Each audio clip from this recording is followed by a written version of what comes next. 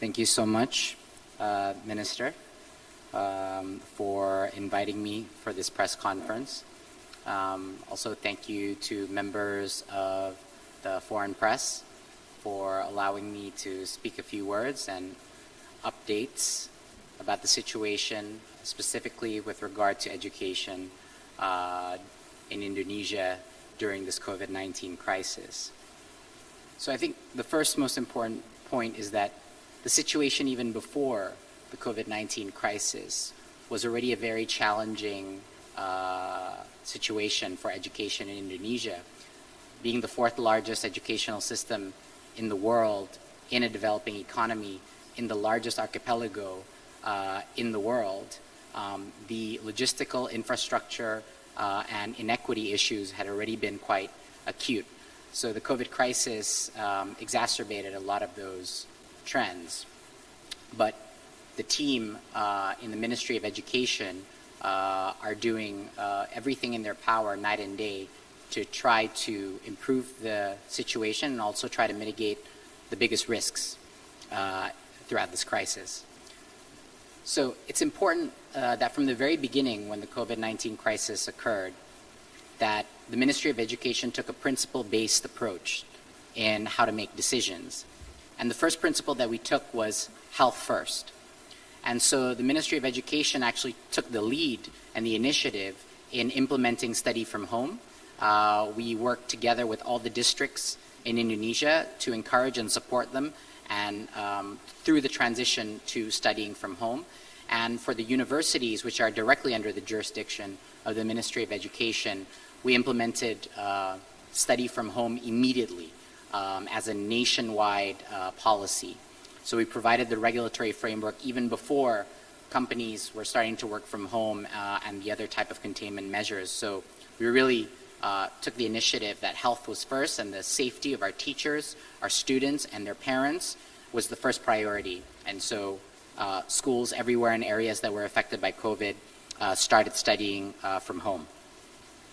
The second thing that we did was we also reprioritized the resources of the Ministry of Education, particularly with budget, and asked ourselves the question, how can we help and support the fight, the acute critical fight? And the first thing that we did was we reallocated budget to our medical universities as well as our educational hospitals that train to be doctors and nurses to actually focus them to becoming COVID crisis centers. We also, over 13 hospitals that were dedicated for education were open to become COVID testing centers, as well as 13 faculties of health that also became testing centers for COVID. We also reallocated budget to do one of the largest volunteer training sessions together with the WHO to train 15,000 medical students to become volunteers during the COVID crisis for crisis mitigation, tracing, and a variety of testing support and logistics efforts. So we trained over 15,000 of these medical students to be able to become volunteers that are now out in the field. Then we had to tackle the biggest problem of all, which is how do we ensure unfortunately, we have to make this decision about how do we ensure that some learning is happening during this crisis instead of no learning at all. And that is where we took a very diverse approach and pragmatic approach about what we can do to ensure that some learning is still happening and that the effects of COVID-19 do not fall disproportionately upon our youth because of the lack of access to schools. So the first thing we did was to actually open and work with a variety of technology platforms and edtech companies with which to implement affordable online learning. A lot of it was free to as many areas and districts as possible and provide as many options as possible. The importance of the option is because Indonesia is unprecedented in the diversity and heterogeneity in terms of socioeconomics, ethnicity, and geography that we had to provide multiple solutions to allow every single area, school, and district to do what was best for their own educational system. So one is through online learning. The second is we discovered also that even that there were huge amounts of challenges also with online learning. So for those that did not have access directly to internet, we also experimented with actually taking a very large chunk of one of our TV stations' airtime and dedicated to education, dedicated to numeracy, literacy, as well as to a variety of cultural enrichment and also critical thinking edutainment content. So we launched online learning. We also launched TV-based learning from home. But even that in many areas in Indonesia was not sufficient. And so then we had to rely on the feet on the street and the actual teachers that were mobilizing themselves to actually teach door to door. And so we have no one single approach for every single area, but we have a very highly pragmatic and diversified approach to make sure that some learning is happening instead of no learning at all. Having said that, the situation is by no means optimal, and to say that educational achievement levels would be able to be the same during this COVID crisis would not be true for Indonesia or any other country in the world for that matter. So we have to accept that unfortunate reality, but mitigate the risks as much as possible. One of the most important things that we did was in order to unleash the ability for each of these schools to conduct these types of learning, we also created a series of regulations that would increase the flexibility of how school budgets can actually be utilized to tackle this crisis. So the first thing we did was to release the budgets that are sent from the central government to the local schools themselves to be used for health equipment, sanitizers, maskers, as well as to buy data, mobile data, in order to implement a lot of the online activities, online learning activities and studying from home. So we really freed up the use of the school budgets to be able to be used to buy data and internet data in order for both the teachers as well as for the students. We also dedicated a lot of resource to actually launch a public education campaign around COVID that was aired in multiple TV stations because it's actually quite important that as the education ministry that we take part in actually helping understand what are the key drivers of getting out of this crisis and how it all comes down to human behavior. And so we participated in that. In terms of culture, we also provision platforms where artists and cultural figures can go and perform and entertain and lift spirits of people sitting at home through a variety of online channels, and as well as virtual tours of museums and heritage sites to keep that flavor of our national heritage alive during this crisis. Like I said, this definitely affected, and the inequities that existed before were exacerbated by this crisis, but there are a few positive things that we can take away from this crisis. One of the most, I think, positive things that we can take away, despite all the unfortunate negative effects, is actually that for the first time, parents all across Indonesia are finally realizing how difficult it is to become a teacher and to teach their students. So there's been a huge heightened sense of empathy from parents towards teachers and understanding the challenges that they face teaching. And in a similar way, the teachers are also realizing how important the role of parents are in education, and that the parents are a core partner in the educational success of the children. And I think also the last and final point is that we have never seen before. It's an unprecedented amount of technology adoption in such a short time frame by teachers, by parents, and by students, I would say in the history of Indonesia, because of learning from home, studying from home. And so even though huge parts of Indonesia struggle with adopting to these technologies, a lot of people are being forced to experiment and try and for the first time use these tools, which will actually heavily accelerate technology adoption in education in the future and in general.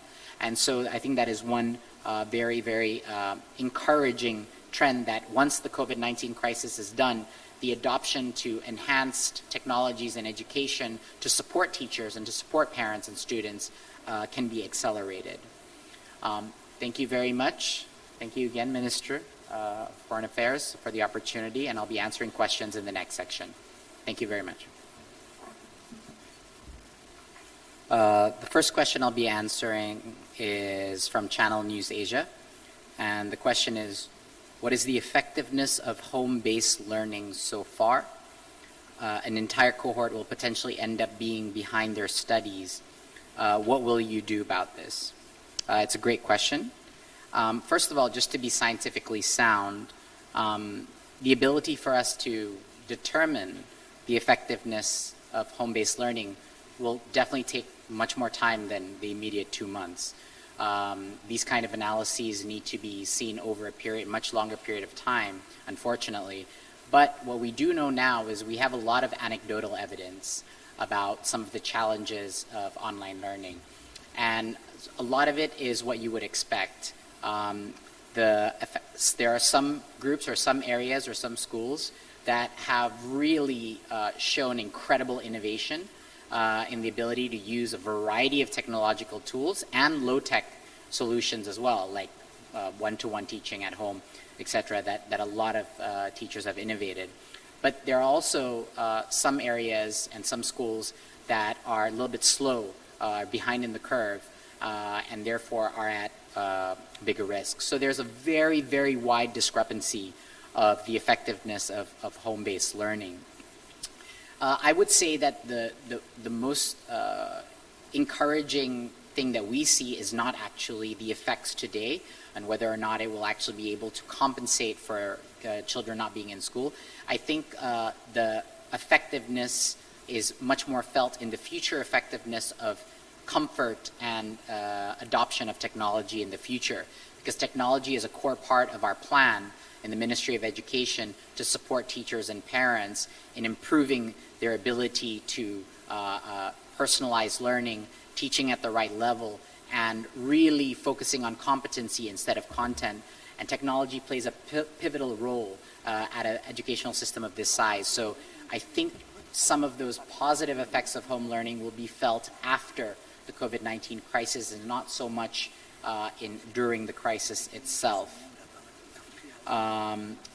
Some of the things that we did from a regulatory perspective to mitigate the kind of the risks of home learning is we actually created a regulatory framework that did not force teachers to actually complete comprehensively the curriculum towards this final semester.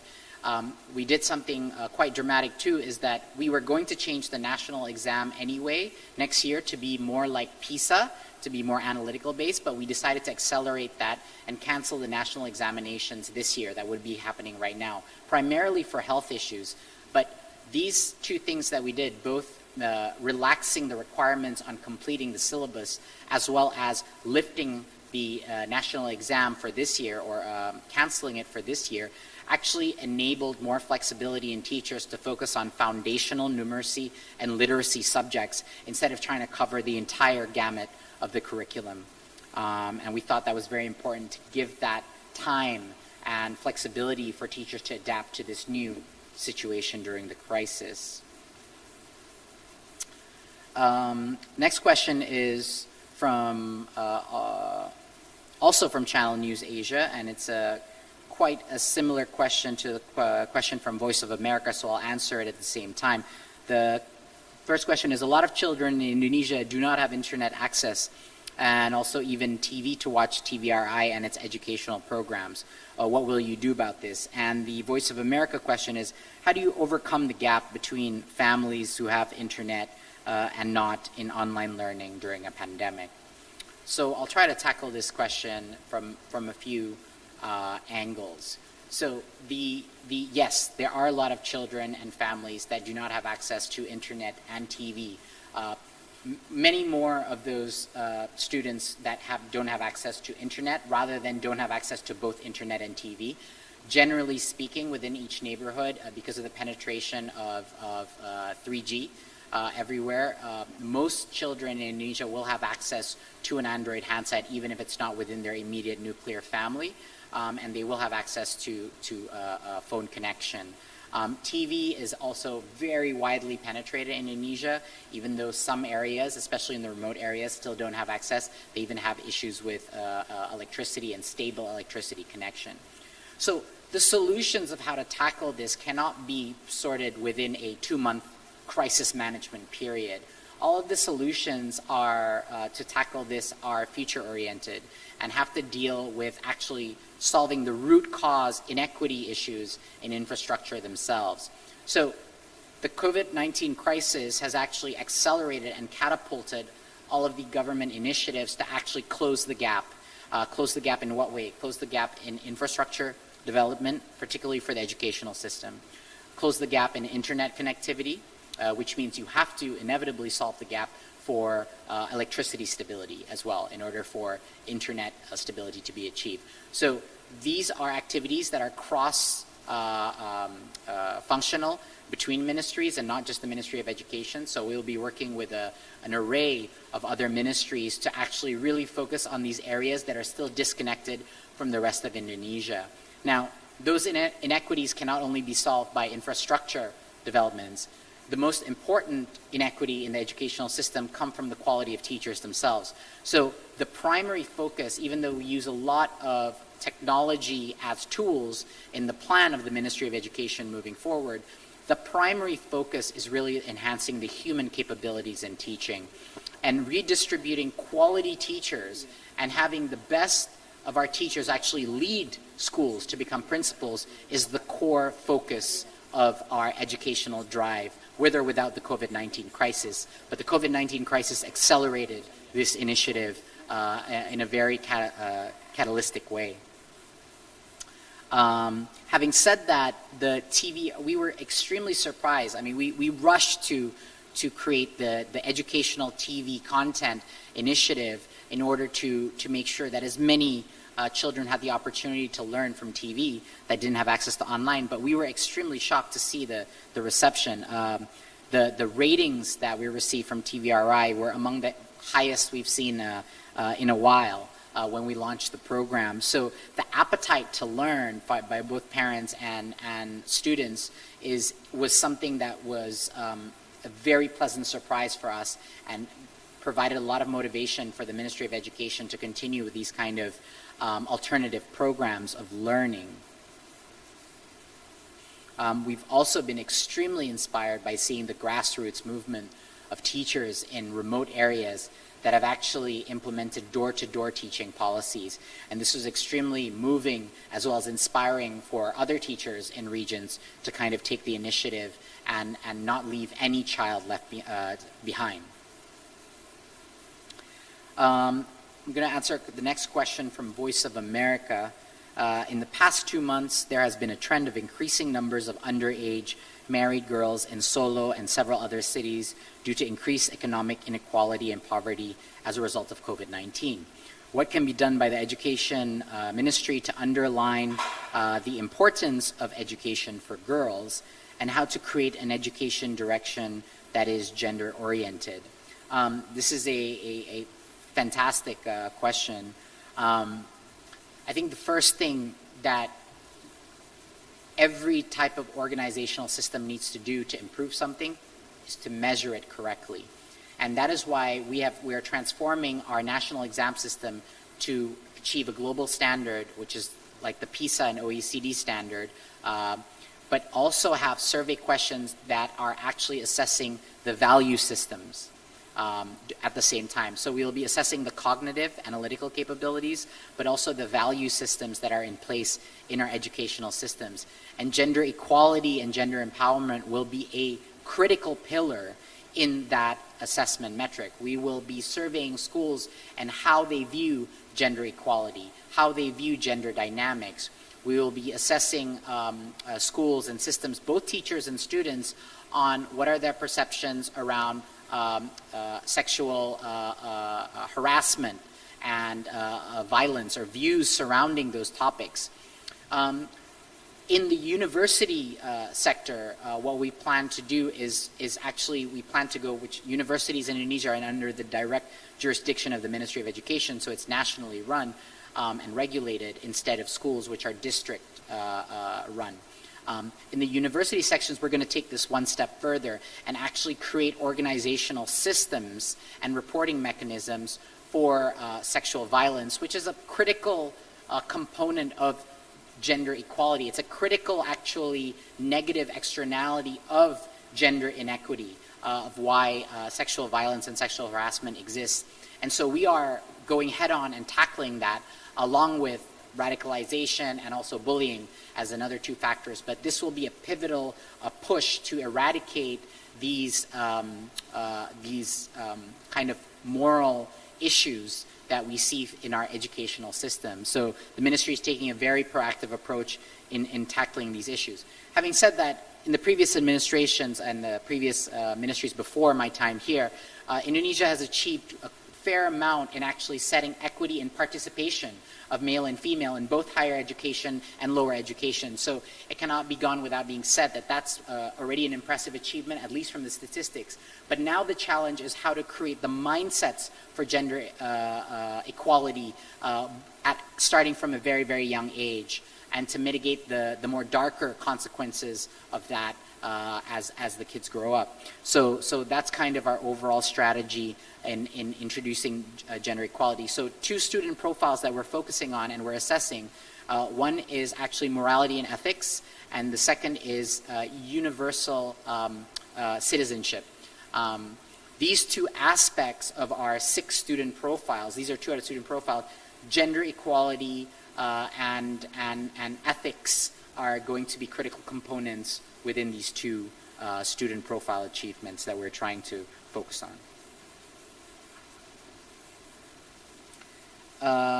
A lot of teachers, the next question is by AFP.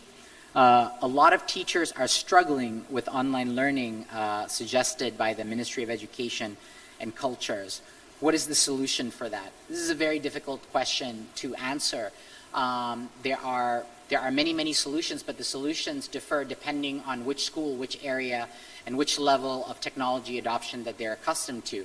There are schools that are utilizing chat platforms to facilitate learning between students and teachers. There are schools that are using learning management systems or more advanced platforms that are dedicated for education to actually implement learning from home. There are schools that are strictly using video conferencing tools and doing a lot of asynchronous live school sessions doing this. And then there are schools that simply because of infrastructural issues are doing door-to-door, still manual, but door-to-door training or tutoring of their students, which are quite admirable. Everyone is learning at the same time, including the Ministry of Education. So a very diversified and very scientific, we're taking a very scientific approach by taking this time to observe and getting anecdotal evidence and seeing what actually works in these technology platforms and what don't, so that when we return back to school after this crisis, we are able to scale up the solutions that we know work for which segments of our educational system the best. As we would have expected, the ability for university students to adapt to learning from home, even though they have their own challenges from a budgetary or utilizing data and quota costs that have increased high, they are much more quick to adopt as university students to the online learning part, especially the students, even more so than the professors themselves.